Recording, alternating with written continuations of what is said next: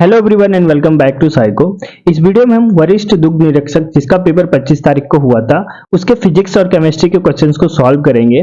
Maths और bio की video आपको अलग से मिल जाएगी, आज या कल में वो वीडियो भी आपको मिल जाएगी। और मैंने आपको इस पेपर का और केमिस्ट के पेपर का कंप्लीट एनालिसिस दिया हुआ है ऑलरेडी। इस वीडियो में मैंने आपको बताया हुआ है सब कुछ कि पेपर कैसा है, पेपर का लेवल क्या है, क्वेश्चन का लेवल क्या है, क्वेश्चन कहाँ से पूछे जा रहे हैं, किस टाइप के क्वेश्चन है, सब चीज मैंने आपको इस वीडियो में डिस्कस किया है। तो यदि आपने इस वीडियो को नहीं देखा तो आप इस वीडियो को जरूर देख ले, आपको बहुत सारी चीजें क्लियर हो जाएगी। और यदि आप वन दरोगा या फिर फार्मासिस्ट किसी अधिकारी इन सब एग्जामों की तैयारी करें तो ये वीडियो आपके लिए काफी ज्यादा इंपॉर्टेंट है। और इस वीडियो के नीचे बहुत सारे लोगों ने कमेंट किया है कि पेपर आसान नहीं था, पेपर टफ था। मैं कमेंट दिखा देता हूं आपको कुछ लोगों का। ये देखिए कि कहाँ आया था इजी पेपर, कुछ भी इजी नहीं था। बहुत सारे लोगों ने ऐसे कमेंट किया कि पेपर इजी नहीं था। तो अभी मैं जब आपको सॉल्यूशन दूंगा तब मैं आपको दिखाऊंगा कि हर एक क्वेश्चन आपके एनसीईआरटी से पूछा गया है, फिजिक्स केमिस्ट्री में। और मैथ्स का भी देखा मैंने, तो मैथ्स के क्वेश्चंस भी इजी टू मॉडरेट ही बोलेंगे हम, एनसीईआरटी से उठाए गए। अभी मैं आपको फिजिक्स और केमिस्ट्री कराऊंगा। इसमें जितने भी क्वेश्चंस हैं ये सारे क्वेश्चन मैंने आपको ऑलरेडी करवाया हुआ है। यदि किसी ने इस चैनल से अपनी प्रिपरेशन की होगी तो उसके सारे क्वेश्चंस बनेंगे। जितने भी क्वेश्चंस आए हैं सारे क्वेश्चन मैंने आपको करवाया हुआ है, क्योंकि ये सब एनसीईआरटी में दिया गया है। अभी मैं आपको दिखा भी दूंगा। तो पेपर इजी टू मॉडरेट बोलेंगे हम, इसको हार्ड तो नहीं था। बायो पोर्शन आपको लग रहा है कि हार्ड है, तो इसकी प्रिडिक्शन मैंने आपको पहले ही कर दिया था कि बायो का जो पोर्शन आएगा वो हार्ड ही आएगा, क्योंकि पेपर के लेवल को बनाने के लिए बायो का पोर्शन हार्ड ही रखते हैं। और बायो आपको हार्ड इसलिए भी लग रही है क्योंकि इसमें 11th के क्लास 11th के क्वेश्चन है। जो बायो के क्वेश्चंस हैं वो भी कंप्लीट एनसीईआरटी से ही पूछे गए, 9, 10, 11 के एनसीईआरटी से।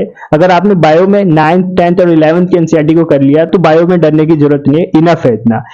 हार्ड इसलिए लग रहा है आपको बायो क्योंकि उसमें 11 के क्वेश्चन ज्यादा है, क्लास 11 के क्वेश्चन ज्यादा है। ओके, तो चलिए आज की वीडियो को शुरू करते हैं।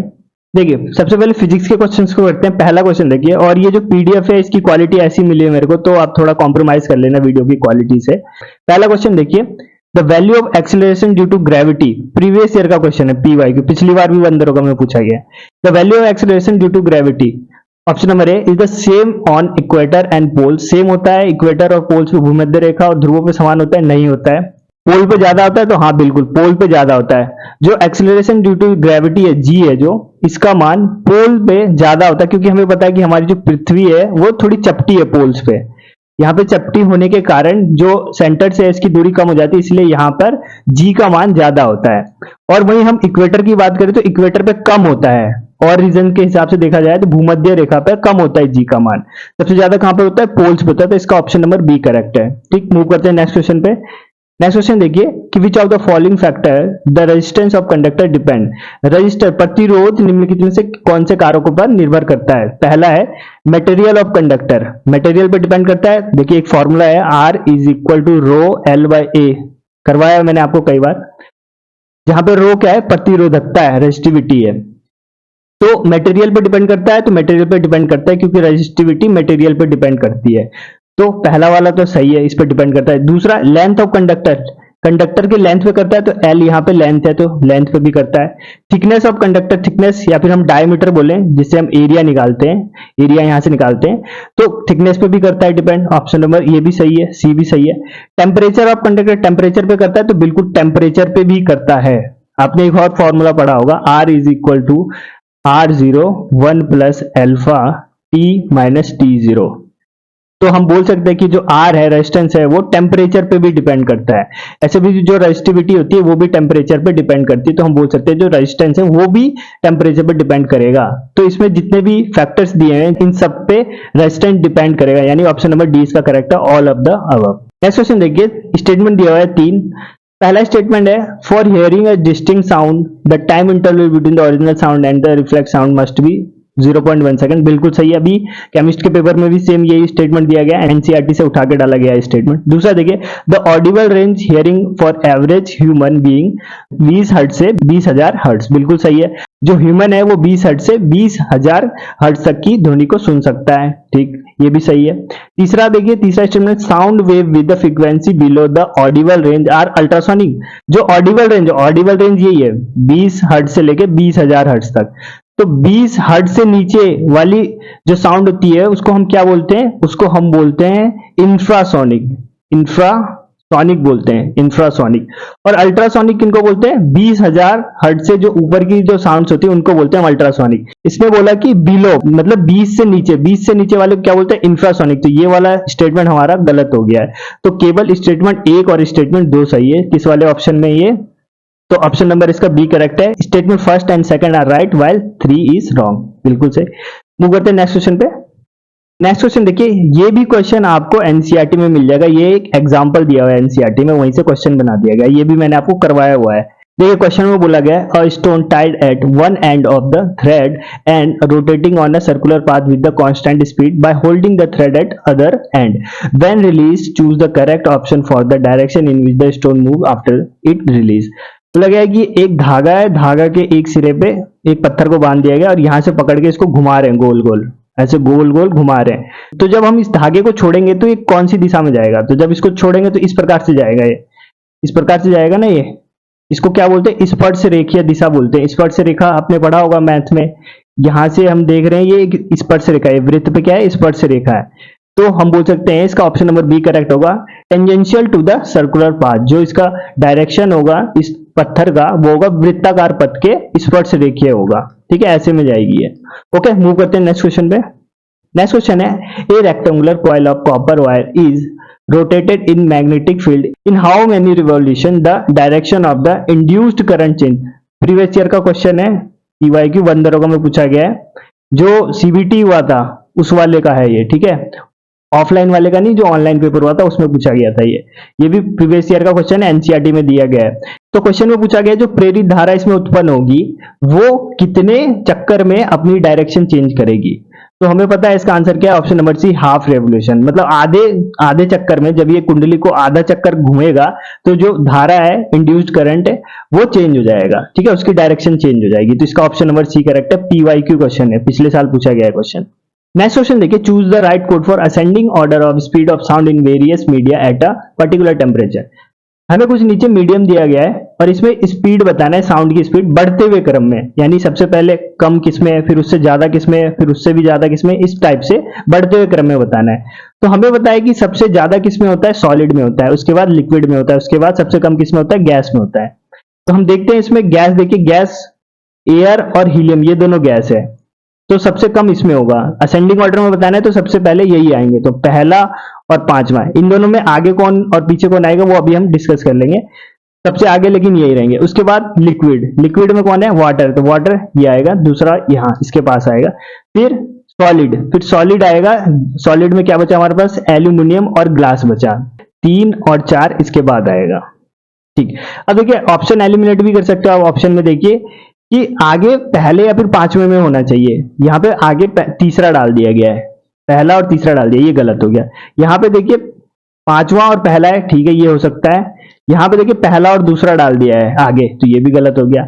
अब 2 बचे हमारे पास। अब इसमें देखते हैं, देखिए एयर और हीलियम, एयर और हीलियम इसकी बात करें तो हीलियम में ज्यादा होती है स्पीड। ज्यादा स्पीड क्यों होती है? क्योंकि जो साउंड की स्पीड होती है मॉलिक्यूलर मास पे भी डिपेंड करती है। गैस में, गैस की कंडीशन में बता रहा हूं, जिस गैस का मॉलिक्यूलर मास कम होगा उसमें साउंड की स्पीड ज्यादा होगी, यानी बोल सकते हैं इनवर्सली प्रोपोर्शनल होता है मॉलिक्यूलर मास के। गैस में बात कर रहा हूं मैं, ठीक है, साउंड की स्पीड गैस में। तो हीलियम देखते हैं, हीलियम का जो मॉलिक्यूलर मास है वो कम है, यानी इसमें स्पीड ज्यादा होगी। तो हीलियम आएगा दूसरे नंबर पे। पहले नंबर पे क्या आएगा? एयर। तो पहला होगा एयर, फिर होगा हीलियम, जो कि है आपका option number D. Option number D correct हो गया। ठीक है, ऑप्शन नंबर डी इसका राइट है। मूव करते हैं नेक्स्ट क्वेश्चन पे। नेक्स्ट क्वेश्चन देखिए, given below are the two statement, one is the assertion and other the reason, answer the using the code. ठीक है, एक असर्शन दिया है, अभिकथन दिया है, एक कारण दिया गया है। पहला अभिकथन क्या है कि the danger signal light are red in colour. जो डेंजर सिग्नल्स होते हैं उनको हम लाल रंग से रंगते हैं, तो बिल्कुल सही है। ये असर्शन जो इसने बोला है सही है। रीजन क्या बोल रहा है कि the red is scatter most by the fog और स्मोक, कि जो लाल कलर होता है वो ज्यादा स्कैटर होता है, उसका प्रकीर्णन ज्यादा होता है। तो ये सही है कि गलत है? तो ये गलत है, ये स्टेटमेंट गलत है। हमें पता है जो स्कैटर होता है, लाइट का जो स्कैटर होता है, जो प्रकीर्णन होता है, वो इनवर्सली प्रोपोर्शनल होता है उसके वेवलेंथ के, मतलब कलर, जो भी कलर है उसके वेवलेंथ के इनवर्सली प्रोपोर्शनल होता है। और हमें पता है लाल जो रंग है उसका वेवलेंथ सबसे ज्यादा होता है, सबसे ज्यादा वेवलेंथ होता है, यानी ये सबसे कम स्कैटर होगा।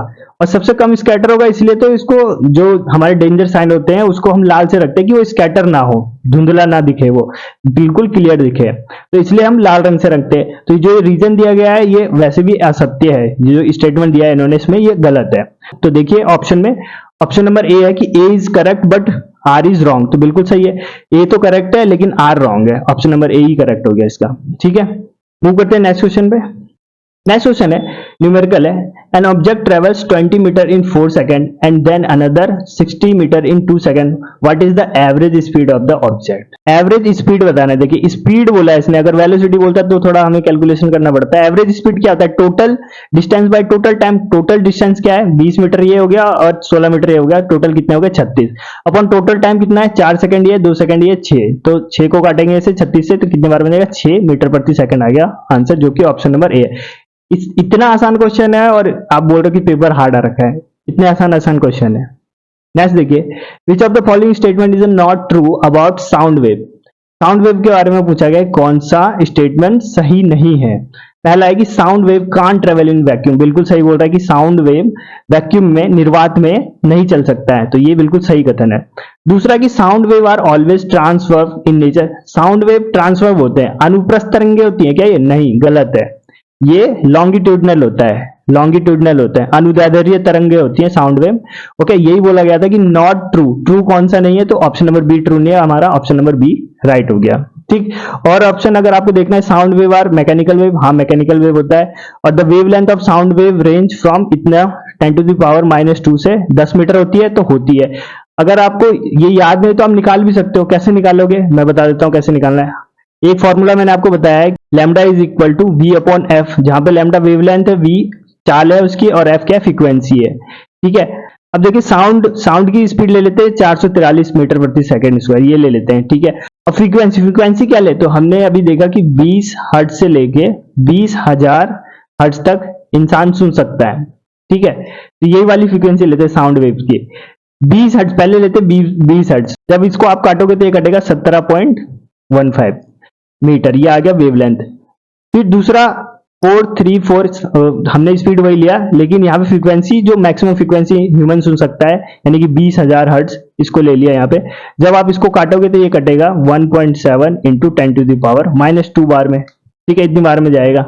ओके, अब यहाँ से हमें रेंज मिल गया, इसको लगभग 10 ले सकते हो आप, 10 ले लिया, और ये आ गया -2, 10⁻⁻²। तो हम बोल सकते हैं कि जो वेवलेंथ होता है साउंड का, वेवलेंथ वो 10⁻² से 10 मीटर के बीच में होता है, तो ऑप्शन नंबर डी भी इसका राइट था।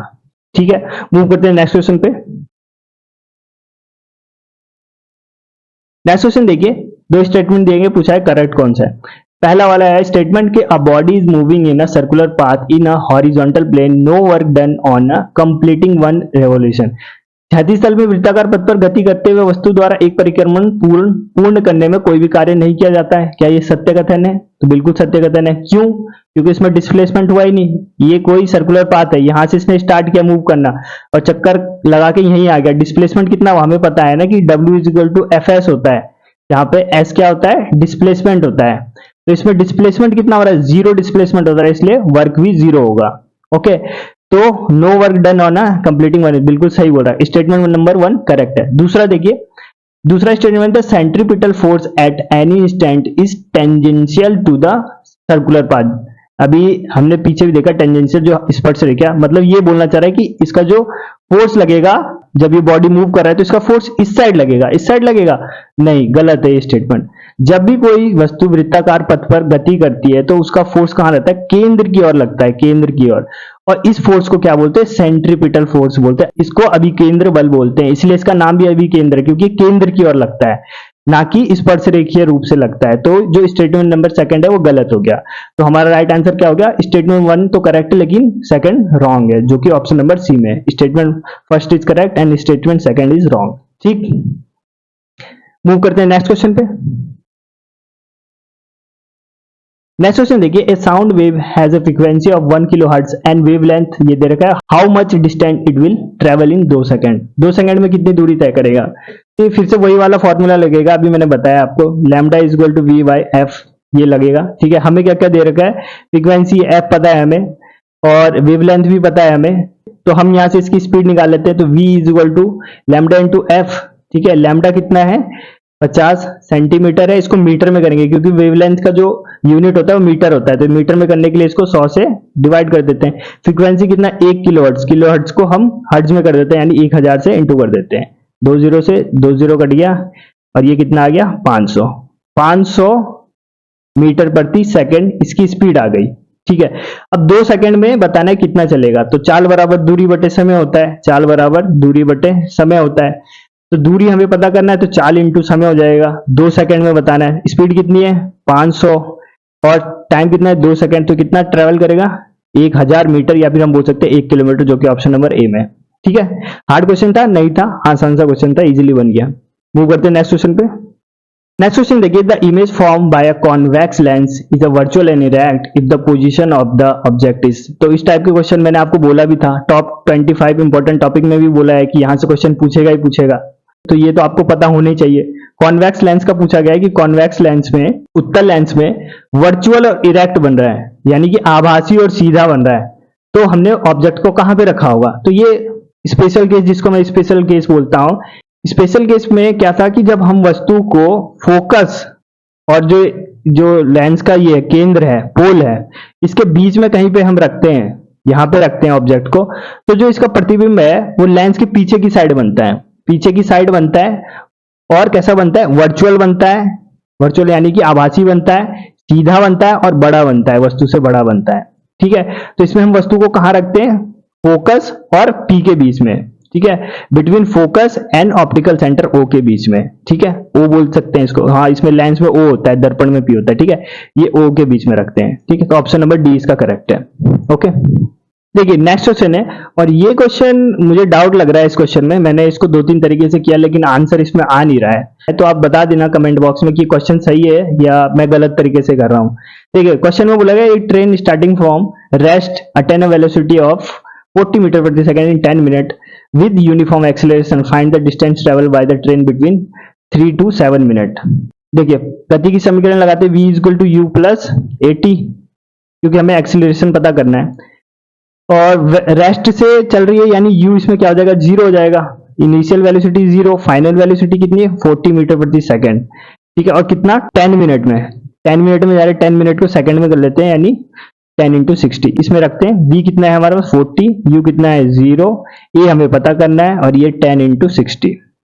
ठीक है, ये 0 हो जाएगा, 0 से 0 कट जाएगा, 4 से कितनी बार में जाएगा 15 बार में, 15 चौक 60, तो a की वैल्यू कितनी आ जाएगी 1/15, 1/15 मीटर प्रति सेकंड स्क्वायर एक्सेलरेशन आ गया हमारे पास। ठीक है, एक्सेलरेशन आ गया, अब डिस्टेंस निकाल देते हो। डिस्टेंस निकालने का एक और फॉर्मूला होता है s is equal to U T plus half A T square, ये होता है।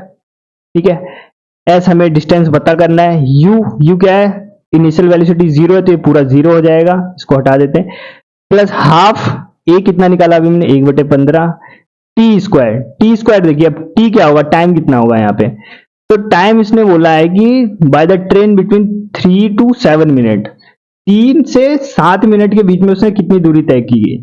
ठीक, तो इसको कैसे करेंगे, सबसे पहले हम निकाल लेते हैं 7 मिनट में कितना चला वो, पहले 7 मिनट में देखेंगे ना ट्रेन कितना चला, उसके बाद हम देखेंगे 3 मिनट में कितना चला, फिर 7 मिनट में से 3 मिनट वाले को माइनस कर देंगे तो हमारे पास फाइनल डिस्टेंस आ जाएगा। तो S1 निकाल लेता हूं मैं, जिसमें हम 7 मिनट का निकालेंगे, तो 7 मिनट को सेकंड में कर देते हैं और इसका स्क्वायर हो जाएगा, इसका स्क्वायर कर दिया। ठीक है, इसको काट लेते हैं, 2 से 30 बार में गया, 15 दूनी 30। ठीक, तो S1 कितना आ जाएगा, इसको इंटू करेगा 5880, ठीक है मीटर, इतना आ जाएगा। S2 निकाल लेते हैं, 3 मिनट में कितना चल रहा है, तो 1/2, a की जगह 15 और t की जगह 3 रखेंगे इस बार, तो 3 गुना 60 मिनट में कर रहे हैं, 3 गुना 60। ठीक है, ये 2 बार में गया, 2 से 2 ये कट गया, तो ये आएगा आपके पास 1080 मीटर। ठीक है, 7 मिनट में इतना जा रहा है, 3 मिनट में इतना जा रहा है, इसको घटा लेते हैं, इसको जब घटाएंगे तो हमारे पास आ जाएगा 4800 मीटर। 4800 मीटर इसका राइट आंसर आना चाहिए, इतना डिस्प्लेस होगा ये ट्रेन, लेकिन 4800 मीटर ऑप्शन में है नहीं। अब दूसरा तरीका भी मैंने लगाया nth सेकंड वाला फॉर्मूला, nth सेकंड वाला फॉर्मूला मैंने आपको करवाया हुआ है। nth सेकंड वाला फॉर्मूला भी लगा के देख लिया तो वो भी इसमें वर्क नहीं करेगा, क्योंकि इसने जो डिस्टेंस पूछा है वो 3 से 7 मिनट के बीच में पूछा है, तो कौन सा आप सेकंड लोगे, इसमें कुछ डिफाइन है नहीं। तो इस क्वेश्चन में थोड़ा प्रॉब्लम लग रहा है मेरे को। आप कमेंट बॉक्स में बताना कि ये क्वेश्चन सही है कि गलत है। मूव करते हैं नेक्स्ट क्वेश्चन पे। नेक्स्ट क्वेश्चन है, विच of the following statement is not true about the current carrying solenoid. Solenoid आपको क्लास 10th की बुक में मिल जाएगा, मैग्नेटिज्म वाले चैप्टर में मिल जाएगा आपको सोलेनॉइड के बारे में। ये सारे स्टेटमेंट वहीं से उठाए गए। देखिए स्टेटमेंट फर्स्ट है, the strength of magnetic field can be change by changing the current. बिल्कुल सही, अगर हम करंट को चेंज करेंगे तो जो मैग्नेटिक फील्ड है वो भी चेंज हो जाती है। ठीक है, ये सही है बिल्कुल। दूसरा है कि the direction of magnetic field can not be reverse by any mean. Magnetic field की डायरेक्शन चेंज नहीं हो सकती। क्यों नहीं हो सकती? अगर करंट को आप ऐसे भेज रहे हो, इस साइड से भेज रहे हो, तो इसका मैग्नेटिक फील्ड का डायरेक्शन कुछ और होगा। अब करंट को आप नीचे से ऊपर भेजोगे तो उसका डायरेक्शन चेंज हो जाएगा। ठीक है, तो ये जो स्टेटमेंट दिया है वो गलत है और हमसे शायद गलत ही पूछा है। हाँ, इज नॉट ट्रू। तो ऑप्शन नंबर 20 का करेक्ट है कि हम मैग्नेटिक फील्ड को हम चेंज नहीं कर सकते, चेंज कर सकते हैं इसको। ठीक है, ऑप्शन नंबर बी करेक्ट है। बाकी स्टेटमेंट पढ़ लेते हैं। सी बोला when suspended freely set itself in north south direction. अब जब इसको हम लटकाते हैं फ्रीली तो ये नॉर्थ साउथ डायरेक्शन में आ जाता है। तो आ जाएगा क्योंकि ये चुंबक की तरह काम करता है, तो चुंबक वाली प्रॉपर्टी दिखाता है, नॉर्थ साउथ डायरेक्शन में इसका पोजीशन आ जाता है। तो ये वाला भी ट्रू है। डी में बोला गया है कि the magnetic field line inside solenoid nearly parallel होते हैं। तो पता ही है सब, बीच में जो इसके अंदर जो मैग्नेटिक फील्ड लाइंस होती है वो पैरेलल होती है एक दूसरे की। ठीक है, तो डी वाला भी सही है, ऑप्शन नंबर 20 का करेक्ट है। वो मूव करते हैं नेक्स्ट क्वेश्चन पे। देखिए ये क्वेश्चन मुझे थोड़ा अच्छा लगा। देखो क्वेश्चन में बोला गया है कि a constant force F on 10 newton act on a body along AB and displace the body on an inclined surface from A to C by 10 metre. The component of displacement in the perpendicular direction of the force is इतना। Calculate the work done in displacing the body from A to B। ठीक है, ये एक object है, इसको यहां से यहां लेके गए इसको। ठीक है, यहां से यहां ले गए, तो बोल रहा है कि ए से बी यहां ले जाने में कितना कार्य करना पड़ेगा। ठीक है, और हमें एक चीज और दे रखा है, परपेंडिकुलर डायरेक्शन में डिस्प्लेसमेंट का फैक्टर दे रखा है, कंपोनेंट दे रखा है। ठीक है, कंपोनेंट ये मैंने आपको बताया था कंपोनेंट में कैसे तोड़ते हैं, फोर्स को तोड़ के बताया था। जैसे ये फोर्स है तो फोर्स के दो कंपोनेंट टूटते हैं, एक टूटता है एफ साइन थीटा जो कि लंबवत होता है, परपेंडिकुलर होता है, और एक टूटता है एफ कॉस थीटा जो कि ये होता है, क्षैतिज होता है। ओके, तो इसी प्रकार हम डिस्प्लेसमेंट के भी कंपोनेंट तोड़ सकते हैं। डिस्प्लेसमेंट के कंपोनेंट कैसे टूटेगा, डी कॉस थीटा में जो क्षैतिज होगा और डी साइन थीटा ऐसे टूटेगा। ये मैंने आपको तोड़ना सिखाया हुआ है। ठीक, तो अब देखिए यहाँ पे भी ऐसे टूटेगा, एक तो ऊपर की साइड टूटेगा परपेंडिकुलर जो इसने दिया हुआ है डी साइन थीटा, और एक टूटेगा D cos theta, D cos theta ये टूटेगा। अब ये जो डी साइन थीटा जो डिस्प्लेसमेंट का कंपोनेंट दिया हुआ है, यानी डी साइन थीटा हमें कितना दिया हुआ है, 10√3/2 ये दिया हुआ है। ठीक है, इसको यहाँ पे लिख देता हूं मैं। और क्या क्या दिया हुआ है हमें नोट कर लेते हैं। हमें फोर्स दिया गया है, फोर्स कितना है, F = 10 न्यूटन दिया गया है। ठीक है, एक ये दिया हुआ है, और किसी चीज की जरूरत नहीं, हमें इससे निकालेंगे। हमें ये बताना है कि इसको यहां से यहां मूव करने में कितना फोर्स लगेगा। तो ये वाला कंपोनेंट तोड़ेंगे हम फोर्स का तोड़ेंगे तो कौन सा टूटेगा, F cos थीटा में टूटेगा। ठीक है, तो ये बताना है हमको। तो बस इसको सॉल्व करते हैं। सबसे पहले इसको सॉल्व करते हैं, ये जो साइन वाला है, डी साइन थीटा = 10√3/2। समझ में आ गया, ये क्या है, परपेंडिकुलर कंपोनेंट है डिस्प्लेसमेंट का। डी की वैल्यू हमें पता है, डी की वैल्यू ये दिया हुआ है, displace the body by 10 metre. तो 10 हो गया यहाँ पे डिस्प्लेसमेंट, 10 ये दे रखा है यहाँ पे 10। ठीक है, साइन थीटा हमें पता नहीं, रख देते साइन थीटा ऐसे ही, 10√3/2। 10 से 10 कट गया, अब ये बचा साइन थीटा = √3/2। साइन थीटा √3/2 कब होता है, कौन से एंगल पे इसकी वैल्यू √3/2 होता है, तो 60 पे होता है। हम बोल सकते हैं कि ये होगा साइन 60 की वैल्यू है, तो थीटा की वैल्यू कितनी आ गई, 60 आ गई, 60 डिग्री आ गई। अब हमें बताना है ये F cos थीटा, इधर वाला बताना है ना हमें कि A से B ले जाने में, तो F cos थीटा निकाल लेते हैं, FS cos theta. FS cos theta निकालेंगे, कार्य बताना है हमको, W बताना है, तो W क्या होगा, FS cos theta. FS cos theta क्यों होगा, क्योंकि इस डायरेक्शन में बताना है हमें, क्षैतिज दिशा में, और क्षैतिज दिशा का जो कंपोनेंट होता है वो cos थीटा वाला होता है। तो F × S cos थीटा इसमें टूटेगा। अब देखिए F दिया हुआ है कितना है, 10, S हमें पता है डिस्प्लेसमेंट कितना है, 10, cos थीटा, थीटा की जगह कितना रखेंगे, 60, तो 10 × 10 cos 60 की वैल्यू कितनी होती है, 1/2, 1/2 होती है, तो ये कितना आ गया हमारे पास 50 जूल हमारे पास आ गया वर्क इस वाली डायरेक्शन में, ठीक है, जो कि ऑप्शन नंबर बी में, ऑप्शन नंबर 20 का करेक्ट है। समझ में आ गया। इसमें कंपोनेंट का खेल था, कंपोनेंट तोड़ना मैंने आपको बताया हुआ है ऑलरेडी, ठीक है। कंपोनेंट पहले इसमें डिस्प्लेसमेंट का कंपोनेंट तोड़ना था, उसके बाद वर्क का कंपोनेंट तो आपको पता है कि फोर्स का कैसे तोड़ते हैं, ठीक। मूव करते हैं नेक्स्ट क्वेश्चन पे। नेक्स्ट क्वेश्चन देखिए, मैच लिस्ट 1 विद लिस्ट 2, ठीक है, मिलान करना है हमको। देखिए नीचे क्या क्या दिया हुआ है, the near point of I, myopia, hypermetropia और प्रेसबायोपिया, ठीक। तो इसको मिलान कर लेते हैं। मायोपिया, मायोपिया यानी कि निकट दृष्टि दोष, निकट दृष्टि दोष जिसमें हमें निकट की चीजें तो दिखती है लेकिन दूर की चीजें नहीं दिखती है। इसको निकट दृष्टि दोष इसलिए बोलते हैं क्योंकि जो इमेज होता है वो रेटिना से पहले ही बन जाता है, रेटिना पे ना बन के रेटिना से पहले ही बन जाता है, इसलिए इसको निकट दृष्टि दोष बोलते हैं, जो कि ऑप्शन नंबर डी में, image of distance object is focused before retina, retina से पहले बन जाता है, तो बी का हो गया 4, ठीक। और हाइपरमेट्रोपिया यानी कि दूर दृष्टि दोष, दूर दृष्टि दोष में क्या होता है, दूर की वस्तुएं तो साफ साफ दिखाई देती लेकिन निकट की वस्तुएं साफ दिखाई नहीं देती, इसलिए इसको बोलते हैं दूर दृष्टि दोष। और दूर दृष्टि दोष में क्या होता है, जो इमेज होता है वो रेटिना के, रेटिना जैसे ये है, रेटिना के इस साइड बनता है, यानी उसके पीछे बोल सकते हैं, या रेटिना के पार बनता है, ये बोल सकते हैं हम, इसलिए इसको दूर दृष्टि दोष बोलते हैं। तो इसका हो गया, सी का हो गया first, the image of the near by object is focused beyond the retina, retina के पीछे बनता है, ठीक। द नियर पॉइंट ऑफ आई, नेत्र का निकट बिंदु, नेत्र का निकट बिंदु किसे बोलते हैं, the least distance of distinct vision, सुस्पष्ट दर्शन की अल्पतम दूरी, जिसको 25 सेंटीमीटर बोलते हैं, ठीक है। तो इसका हो गया फर्स्ट का सेकंड, ओके। तो बच्चा हमारे पास प्रेस बायोपिया, जिसको बोलते हैं जरा दूर दृष्टि दोष, जो ओल्ड एज के साथ आती है, आंखों की जो मसल्स होती है वो कमजोर हो जाती है, जिसकी वजह से बिना चश्मे के ऑब्जेक्ट को हम देख नहीं पाते, इसका हो गया third. Difficult to see near eye object and the distinct without the correct eye glasses, तो इसका राइट मिलान क्या हो गया, ऑप्शन नंबर बी, फर्स्ट का हो गया सेकंड और बी का हो गया 4, ठीक है, बी का 4 हो गया, ठीक है, और सी का फर्स्ट हो गया, डी का थर्ड हो गया, ठीक। मूव करते हैं नेक्स्ट क्वेश्चन पे। नेक्स्ट क्वेश्चन देखिए, अच्छा क्वेश्चन, ग्राफ वाला क्वेश्चन है, ग्राफ वाले क्वेश्चन मैंने आपको करवाए हुए हैं। A car is moving with the uniform acceleration along the given path as shown in figure, what will the distance travel by the car from point A to point B, point A कहाँ है, ये point B कहाँ है, ये यहां से यहां तक चलने में कार द्वारा तय की गई दूरी बताना है हमें। जब भी हमें वेलोसिटी और टाइम ग्राफ दिया गया हो, तो वेलोसिटी टाइम ग्राफ में जो ग्राफ बनता है उससे हम क्या निकालते हैं, डिस्टेंस, ठीक है। और डिस्टेंस कैसे निकालते हैं, जो इसमें जितना भी क्षेत्रफल बनता है उस क्षेत्रफल को अगर हम निकाल दे तो वही हमारा डिस्टेंस होता है, ठीक है।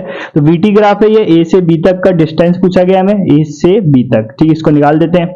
देखिए ए तक जाने में कितना टाइम ले रहा है, 20 सेकंड ले रहा है, और बी तक जाने में कितना ले रहा है, टोटल 40 सेकंड। तो इन दोनों के बीच में जाने में कितना लेगा, 20 सेकंड लेगा, 40 माइनस 20, ठीक है, 20 सेकंड लेगा। और देखिए वेलोसिटी, वेलोसिटी यहाँ इसको साफ कर देता हूँ, यहाँ पे थोड़ा सा अगर आप ध्यान नहीं दोगे तो गलती हो जाएगी। यहाँ पे जो वेलोसिटी दिया है वो किलोमीटर प्रति घंटे में दिया है, किलोमीटर प्रति घंटे में, और टाइम दे रखा है सेकंड में, तो यूनिट इसको चेंज कर लेते हैं, किलोमीटर प्रति घंटे में दे रखा है। ए तक कितना है इसकी वेलोसिटी, 18 किलोमीटर प्रति घंटा, इसको हम मीटर प्रति सेकंड में करते हैं। तो किलोमीटर प्रति घंटे को मीटर प्रति सेकंड में करना होता है, तो हम 5/18 से इसमें गुणा कर देते हैं, तो ये मीटर प्रति सेकंड में आ जाता है। तो 18 से 18 कट गया, यानी कि 5 मीटर प्रति सेकंड आ गया ए तक। ऐसे बी पे निकाल लेते, बी पे कितनी होगी इसकी वेलोसिटी, कितना है, 36। तो 36 को हम, ये किलोमीटर प्रति घंटा, इसको मीटर प्रति सेकंड में करने के लिए 5/18 से इंटू करेंगे, 18 दूनी 36, 5 दूनी 10, 10 मीटर प्रति सेकंड, ये आ गई इसकी वेलोसिटी पॉइंट बी पे। अब हमें क्या निकालना है, डिस्टेंस। तो डिस्टेंस मैंने क्या बोला कि एरिया निकालना पड़ता है, तो एरिया में यहाँ पे दूसरे कलर से कर देता हूँ। ये जो एरिया बन रहा है, ये वाला, ये एरिया, इस एरिया को निकालना है हमें, ये वाला जो एरिया है, इस एरिया को निकालेंगे तो इतना ही डिस्टेंस ये कवर करेगा। अब देखिए ये कौन सी आकृति दिख रही है आपको, ये ट्रेपीजियम दिख रहा होगा आपको, ट्रेपीजियम दिख रहा है ना, ये दो पैरेलल लाइन है, ये वाली लाइन और ये वाली लाइन पैरेलल है, तो ये क्या हो गया, ट्रेपीजियम हो गया। समलंब चतुर्भुज है ये, तो समलंब चतुर्भुज में एरिया निकालने का फॉर्मूला क्या होता है, 1/2 पैरेलल जो साइड है, जो पैरेलल साइड है, पैरेलल साइड का ऐड करते हैं हम, पैरेलल साइड का ऐड इनटू ऊंचाई, ठीक है। पैरेलल साइड क्या है इसमें, ये वाली साइड पैरेलल साइड है, समांतर भुजाओं का योग धन ऊंचाई, तो एरिया निकालते हैं, एरिया 1/2, पैरेलल साइड क्या है, ये कितना है, 18 है, ये 18 भी हमने निकाला, कितना है 18 की वैल्यू 5, यहाँ लिखते हैं 5 प्लस ये कितना आया हमारे, ये वाली साइड कितनी आ रही है, 36 किलोमीटर इसको किया था तो 10 आया था, तो 10, ठीक है, इंटू ऊंचाई कितनी है, ऊंचाई ये है, यहां से यहां तक ये ऊंचाई हो गई। ये जो हमने 20 लिया है, 20 सेकंड जो निकाला ये ऊंचाई हो गई, तो ये 20 ऊंचाई हो गई। ठीक है, 10 और 5 15, इसको 2 से इसको काट देते हैं, 10 बार में गया 15 गुना 10 कितना हो गया 150। 150 मीटर डिस्टेंस कवर करेगा, जो कि ऑप्शन नंबर डी में, ऑप्शन नंबर डी हमारा करेक्ट हो गया। ठीक है, ग्राफ वाले क्वेश्चन में देखना है आपको ग्राफ किस चीज का, वेलोसिटी टाइम ग्राफ का है, तो उससे हम डिस्प्लेसमेंट निकालते हैं कैसे, एरिया निकाल के। ठीक है, मूव करते हैं नेक्स्ट क्वेश्चन पे। नेक्स्ट क्वेश्चन देखिए, काफी अच्छा क्वेश्चन है ये, क्वेश्चन मेरे को काफी अच्छा लगा। देखिए 3 लड़के हैं A B C, same weight है उनका, कितना है वेट, कितना है 500 न्यूटन है। ठीक है, अब न्यूटन में क्यों दिया हुआ है वेट, वेट तो केजी में पढ़ा होगा आपने, केजी ग्राम, ये न्यूटन, न्यूटन क्यों है, क्योंकि वेट क्या है, फोर्स होता है एक, ये मैंने आपको बताया दोनों जब अंतर पढ़ रहे थे हम, वेट और मास में। तो मास तो वजन होता है, उसको हम केजी में दिखाते हैं, लेकिन जो वेट होता है वो फोर्स होता है, इसलिए इसको हम न्यूटन में दिखाते हैं। ठीक है, वेट एक प्रकार का फोर्स होता है। कितना दे रखा है, 500 न्यूटन दे रखा है, तीनों का वेट ये है। अब क्या करते हैं, तीनों एक रस्सी पे चढ़ते हैं, रस्सी क्या है 8 मीटर लंबी रस्सी है। ठीक है, 8 मीटर लंबी रस्सी है। अब देखिए बारी बारी चढ़ते, पहले ए चढ़ता है, ए यहां लिखता हूं, ए कैसे चढ़ता है, ए 8 मीटर की रस्सी 2 मिनट में चढ़ जाता है। ठीक है, 2 मिनट में चढ़ गया ये, 8 पूरा चढ़ गया, मतलब 8 मीटर चढ़ा ये। ठीक, बी ने क्या किया, 8 मीटर चढ़ा वो, ठीक है, फिर वो वापिस आया 4 मीटर, 8 मीटर ऊपर गया, फिर वो 4 मीटर नीचे आया, मतलब यहां पे आया वो 4 मीटर। तो बी ने क्या किया, 8 मीटर चढ़ा, फिर 4 मीटर वापिस आया। ठीक, अब सी का देखते हैं, सी ने क्या किया, सी क्लाइम अप 8 मीटर गया, फिर रिटर्न आ गया वो पूरा, मतलब पूरा ऊपर गया और पूरा नीचे आ गया, मतलब 8 मीटर ऊपर गया फिर 8 मीटर नीचे आ गया। तो ये डेटा हमें मिल गया। अब क्वेश्चन में पूछा गया कि जो वर्क डन इन तीनों ने किया है उसका सही ऑर्डर बताओ कि किसने ज्यादा किया किसने कम किया। तो हमें पता है कि work done is equal to F S होता है, फोर्स इंटू डिस्प्लेसमेंट होता है। और डिस्प्लेसमेंट आपको बताया मैंने, डिस्प्लेसमेंट क्या होता है, डिस्प्लेसमेंट का मतलब ये नहीं कि अगर ये यहाँ 0 है, 0 से यहाँ पूरा 8 गया, फिर वहां से वापस आया तो 16 नहीं होगा। डिस्प्लेसमेंट क्या होता है कि शॉर्टेस्ट पाथ कितना होगा, मतलब मान के चलिए अगर कोई चढ़ के ऊपर 8 तक गया, फिर वापस आया यहाँ 4 पे, तो ये कितना डिस्प्लेस हुआ, 4 डिस्प्लेस हुआ, क्योंकि शॉर्टेस्ट पाथ अगर आप देखोगे यहां से ये है शॉर्टेस्ट पाथ, इतना ही है, तो इसका डिस्प्लेसमेंट कितना है 4 आया। ठीक, तो सबका वर्क निकालते हैं, वर्क डन पहले ए का निकालते हैं, W is equal to F S. F क्या है यहाँ पे, तो मैंने अभी बताया जो W है ये एक फोर्स है, एक प्रकार का फोर्स है, तो हम जो W है जो इसका 500 न्यूटन दे रखा है यही फोर्स लग रहा है, तो 500 इंटू डिस्प्लेसमेंट कितना हुआ है, 8 मीटर चढ़ा है वो, तो 8 इसका डिस्प्लेसमेंट हुआ, 5 × 40 4000 जूल ये काम करेगा। ठीक, फिर ये ए का हो गया। फिर डब्ल्यू बी का देखते हैं, डब्ल्यू बी 500 तो इसका फोर्स है ही है, ठीक है, वेट 500 है, 500 फोर्स लगा रहा है। डिस्प्लेसमेंट कितना हो रहा है इसका, तो देखिए इसने बोला कि 8 मीटर पहले ऊपर गया फिर 4 मीटर वापस आया, तो डिस्प्लेसमेंट कितना हुआ 4 ही हुआ ना, नीचे शुरू से फाइनल पोजीशन देखिए इसकी, शुरू कितनी है यहाँ, अब कितनी पोजीशन इसकी 4, तो डिस्प्लेसमेंट कितना हुआ 4, तो यहाँ आ गया 4, ये कितना हुआ 5 × 20 यानी कि 2000 जूल आ गया बी का। अब सी का निकालते हैं, डब्ल्यू सी फोर्स इतना ही है 500, डिस्प्लेसमेंट कितना हुआ है, अब इसने क्या किया, सी ने पहले ऊपर गया 8 मीटर, फिर बहुत तेज बन रहा था ये, वापस आ गया नीचे, पूरा ऊपर गया फिर पूरा नीचे आ गया, 0 पे आ गया। अब डिस्प्लेसमेंट कितना हुआ इसका 0 हुआ, जहां से इसने स्टार्ट किया था वहीं पे वापस आ गया, तो डिस्प्लेसमेंट कितना हुआ 0 हुआ। ओके, और 0 से इंटू करेंगे तो इसने काम कितना किया 0 काम किया। ठीक है, डब्ल्यू सी ने काम कितना किया 0 काम किया। अब इसको ऑर्डर कर देते हैं, सबसे ज्यादा काम किसने किया, डब्ल्यू ए ने किया, डब्ल्यू ए, फिर उसके बाद किसने किया, डब्ल्यू बी ने किया, फिर सबसे कम किसने किया, डब्ल्यू सी ने किया। ये इसका ऑर्डर हो गया ए बी सी, जो कि ऑप्शन नंबर सी में ए बी सी। ठीक, अच्छा क्वेश्चन था। मूव करते हैं नेक्स्ट क्वेश्चन पे।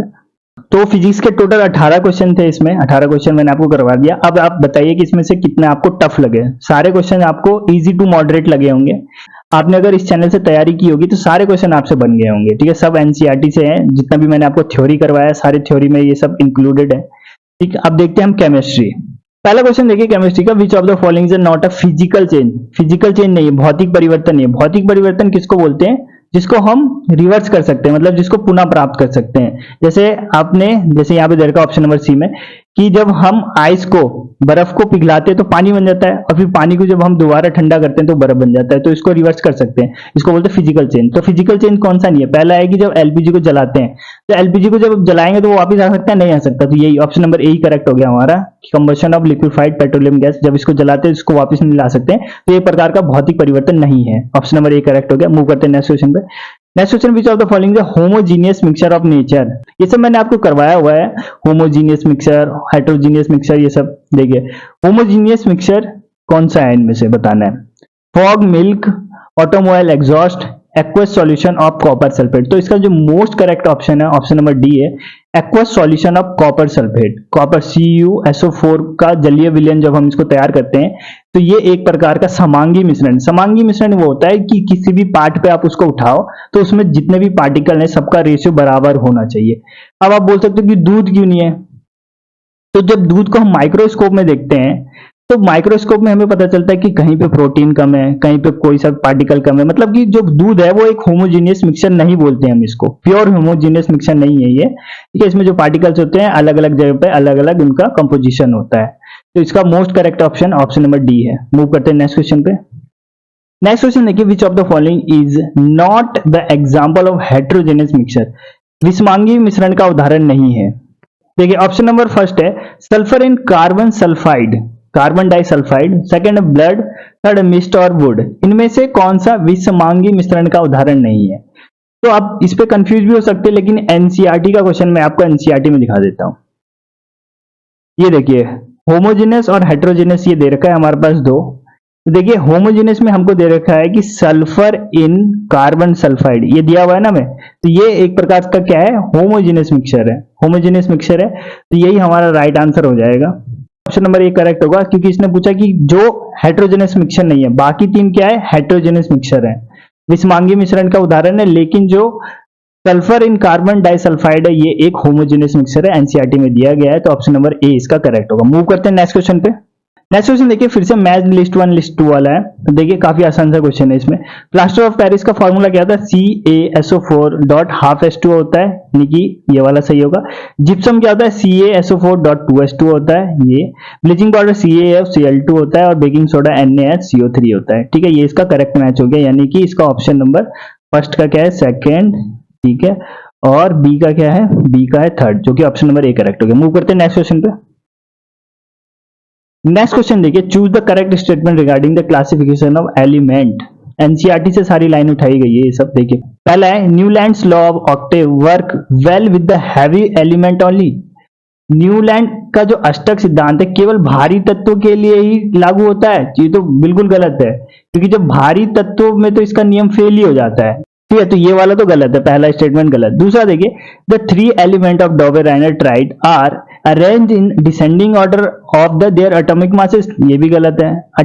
डिसेंडिंग ऑर्डर में नहीं, असेंडिंग ऑर्डर में, परमाणु द्रव्यमान के आरोही क्रम में, अवरोही क्रम में नहीं, आरोही क्रम में। तो ये भी गलत हो गया। थर्ड देखिए, the law of octaves become irrelevant after discovery of noble gas. बिल्कुल सही, ये कथन बिल्कुल सही है कि नोबेल गैस की खोज के पश्चात अष्टक का जो सिद्धांत था वो कंप्लीटली फेल हो गया। तो ऑप्शन नंबर सी इसका करेक्ट है। डी देख लेते हैं। डी में बोला गया when Mendeleev started his work 56 element were known. जब मेंडलीव ने अपना कार्य आरंभ किया तो तब 56 तत्व थे? नहीं, तब कितने थे? 63 थे। एनसीईआरटी में दिया गया है, तब कितने थे? 63। ओके, तो इसका ऑप्शन नंबर सी करेक्ट है। मूव करते हैं नेक्स्ट क्वेश्चन पे। नेक्स्ट क्वेश्चन बोला गया है, ये बुक दिया गया है, एनसीईआरटी में सब लिखा हुआ है सब, कि ये जो बुक है वो किसने लिखा था? The theory of spectra and atomic constitution. ये सब मैंने आपको पढ़ाया हुआ है थ्योरी क्लासेस में, हर एक चीज मैंने बोला भी था कि ये बुक याद कर लेना है, पूछा जा सकता है, पूछ लिया है।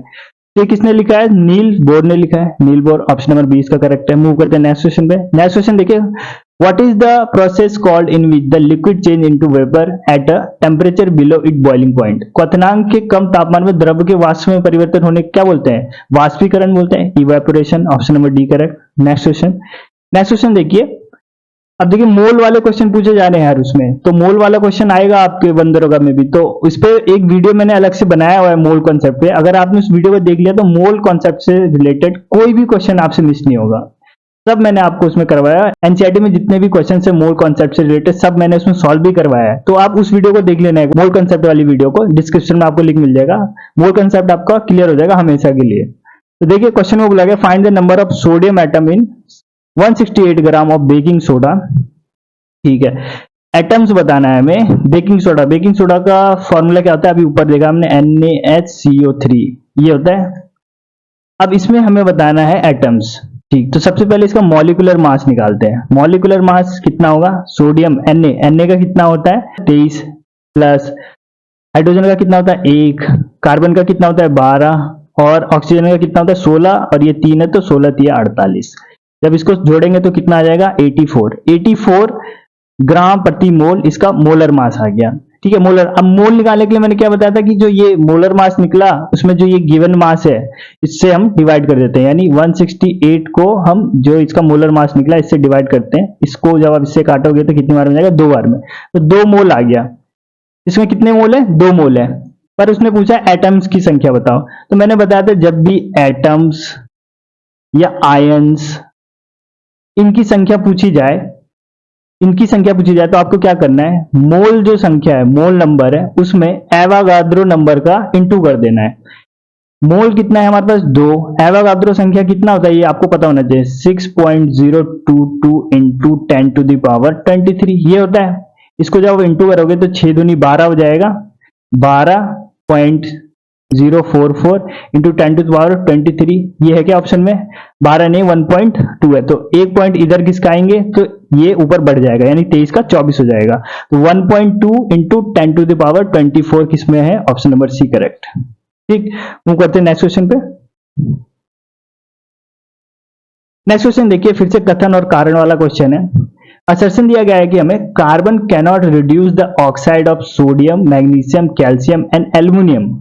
कार्बन के द्वारा सोडियम मैग्नीशियम कैल्शियम और एल्यूमिनियम के ऑक्साइड का अपचयन नहीं किया जा सकता, बिल्कुल सही बोल रहा है। क्यों, क्योंकि जो सोडियम मैग्नीशियम कैल्शियम ये है हाई रिएक्टिविटी वाले एलिमेंट, तो इनका अपचयन हम कार्बन द्वारा नहीं कर सकते हैं, ये बिल्कुल सही कथन है। दूसरा, metal have more affinity for oxygen than the carbon, ये कारण दिया गया है। जो धातु होते हैं, धातुओं के ऑक्सीजन के प्रति बंधुत्व कार्बन से ज्यादा होता है, मतलब कि वो ऑक्सीजन से जल्दी बॉन्ड बना लेते हैं, कार्बन के मुकाबले वो ऑक्सीजन से जल्दी बॉन्ड बना लेते हैं, तो बिल्कुल सही है। जो मेटल होते हैं वो ऑक्सीजन से इजीली बॉन्ड बना लेते हैं, उसके प्रति आसानी से बंधुत्वता बना लेते हैं, तो ये वाला भी सही है और कारण भी सही है। तो ऑप्शन देखते हैं, ए और बी दोनों सही है, तो ये गलत हो गया, ये गलत हो गया। A and B are true and R is a correct explanation of A, बिल्कुल सही। करेक्ट एक्सप्लेन भी कर रहा है, क्योंकि जो मेटल्स है, ऊपर मेटल्स ही दिए गए हमें, मेटल्स की जो एफिनिटी है वो कार्बन के प्रति कम होती है, तो ये रीजन में भी दिया गया, तो ऑप्शन नंबर ए इसका करेक्ट है। मूव करते हैं नेक्स्ट क्वेश्चन पे। नेक्स्ट क्वेश्चन देखिए, choose the correct option regarding isobar. समभारिक के संबंध में गलत बताना है हमें, इनकरेक्ट। तो देखिए पहला ऑप्शन है those are atom of different element having different number of electron, तो ये तो बिल्कुल सही है। आइसोबार होता क्या है, आइसोबार ऐसे दो एलिमेंट, अलग अलग एलिमेंट जिनके परमाणु द्रव्यमान समान होते हैं, जैसे फॉर एग्जांपल आर्गन 18 40, इसका परमाणु क्रमांक 18 है और परमाणु भार 40 है। इसी प्रकार पोटेशियम 19 40, इसका भी देखिए परमाणु भार समान है, ठीक है, मॉलिक्यूलर मास सेम है, लेकिन जो इनका एटॉमिक नंबर ये अलग है और परमाणु भी, एलिमेंट भी अलग है। ये आर्गन है और ये पोटेशियम है, तो इनको बोला जाता है आइसोबार। तो those are atom with different element having the different number of electron. Electron क्या होता है, जो नीचे वाला परमाणु क्रमांक है ये प्रोटॉनों की संख्या भी होती है और प्रोटॉनों की संख्या बराबर इलेक्ट्रॉनों की संख्या, तो ये इलेक्ट्रॉनों की संख्या अलग अलग होती है, तो हाँ होती है, और डिफरेंट एटम होते हैं तो डिफरेंट एटम है, तो ये वाला लाइन सही है, हमें इनकरेक्ट बताना है। दूसरा देखिए, these are atom of different element having different atomic number, atomic number different है, बिल्कुल ये भी सही है हमारा स्टेटमेंट। सी देखिए, these are atom of same element, same element के होते हैं क्या, ये नहीं होते, अलग अलग एलिमेंट के, तो यही हमारा incorrect statement, option number C correct होगा। मूव करते हैं नेक्स्ट क्वेश्चन पे। नेक्स्ट क्वेश्चन है, choose the incorrect statement regarding plasma state. Class 9 का क्वेश्चन है, प्लाज्मा अवस्था के बारे में पूछा गया क्वेश्चन। पहला option, the particles of plasma state are in the form of ionised gas, ionised gas की अवस्था में होते हैं, आयनीकृत गैस में होता है, तो बिल्कुल सही बोल रहा है, बिल्कुल सही है, ये आयनाइज्ड होता है। दूसरा, this states consist of super excited energetic particles. Super excited energetic particles होते हैं, बिल्कुल सही, एनसीईआरटी में दिया गया है। तीसरा, to get plasma state helium gas can we use. Helium gas का यूज करते हैं, तो बिल्कुल यूज करते हैं। जो प्लाज्मा टीवी हो गया, इन सब में हम हीलियम गैस का भी यूज करते हैं, ठीक है, तो ये भी सही है। फिर लास्ट ऑप्शन देखिए, और यही इस क्वेश्चन का राइट आंसर भी होगा, ये राइट आंसर होगा। The plasma glow with the special colour depending on the electrical energy flow through. जो प्लाज्मा है वो जो ग्लो करता है, ठीक है, चमकता है, उसमें अलग अलग रंग भी आते हैं, हरा, लाल, इस टाइप से रंग चमकता है। तो बोल रहा है कि ये जो रंग अलग अलग आ रहे हैं, ये डिपेंड करता है इलेक्ट्रिकल एनर्जी ऑफ जो उसमें जो पार्टिकल्स उसमें इलेक्ट्रिकल एनर्जी पे डिपेंड करता है, तो नहीं, इस पे डिपेंड करता है उनका कलर, जो हम किस टाइप की उसमें गैस ले रहे हैं, गैस के ऊपर डिपेंड करता है, ठीक है। हीलियम ले रहे हैं या नियॉन ले रहे हैं, कौन सी गैस ले रहे हैं, उसके ऊपर डिपेंड करता है कलर। तो कलर इलेक्ट्रिकल एनर्जी पर डिपेंड नहीं करता है, गैस के टाइप पे करता है। Option number D correct. Move करते हैं next question. Next question, which of the following has the highest boiling point. अब देखिए ये क्वेश्चन आप बोलोगे कि ये बाहर चल नहीं, ये भी आपके क्लास 10th में जो कार्बन वाला, कार्बन एंड इट्स कंपाउंड वाला जो चैप्टर है, उसमें आपको दो चीज पढ़ने के लिए बोला गया है सिलेबस में, एक एसिटिक एसिड और एक एथेनॉल। इनकी केमिकल प्रॉपर्टी, फिजिकल प्रॉपर्टी सब पढ़ना है। तो फिजिकल प्रॉपर्टी में आप जब पढ़ोगे, बॉइलिंग पॉइंट भी दिया गया है, ऊपर वाले छोड़ दो। क्लोरोफॉर्म तो आप ऐसे ही गैस कर सकते हो, क्लोरोफॉर्म जो तो हवा में उड़ जाती है क्लोरोफॉर्म, तो ये तो इसका होगा नहीं बॉइलिंग पॉइंट। मीथेन भी नहीं होता, मीथेन एक गैस है, ये भी नहीं होगा इसका बॉइलिंग पॉइंट। अब ये बचे ये दोनों आपके सिलेबस में है। एसिटिक एसिड, इसका मैंने आपको बताया अभी, दोनों का कंपैरिजन जब आप मेरी थ्योरी क्लास देखोगे, कार्बन एंड कंपाउंड वाला देखना, उसमें मैंने लास्ट में आपको एक टेबल में बताया दोनों के बीच कंपैरिजन। एक तरफ एसिटिक एसिड है और एक तरफ एथेनॉल है। पहला ही पॉइंट मैंने आपको बताया था कि जो एसिटिक एसिड होता है, इसका बॉइलिंग पॉइंट कितना होता है, 391 केल्विन, और जो एथेनॉल होता है, इसका बॉइलिंग पॉइंट कितना होता है, 351 केल्विन। पहला ही पॉइंट बताया मैंने आपको, ठीक है। तो अब देख लीजिए किसका बॉइलिंग पॉइंट ज्यादा है, एसिटिक एसिड का। तो एसिटिक एसिड हमारा राइट आंसर हो जाएगा, ऑप्शन नंबर बी करेक्ट हो जाएगा। ठीक, मूव करते हैं नेक्स्ट क्वेश्चन पे। Next question, which of the following will show the Tyndall effect. Tyndall effect कौन सा दिखाएगा, टिंडल इफेक्ट कौन दिखाते हैं, कोलाइड्स दिखाते हैं। तो कोलाइड देखते हैं इसमें कौन कौन सा है, मिल्क कोलाइड होता है, ठीक है, ये दिखाएगा। शुगर सॉल्यूशन कोलाइड नहीं है, कॉपर सल्फेट सॉल्यूशन कोलाइड नहीं है, ये प्योर सॉल्यूशन है। सॉल्ट सॉल्यूशन कोलाइड नहीं है, ऑप्शन नंबर बी हमारा केवल राइट है। मूव करते हैं नेक्स्ट क्वेश्चन पे।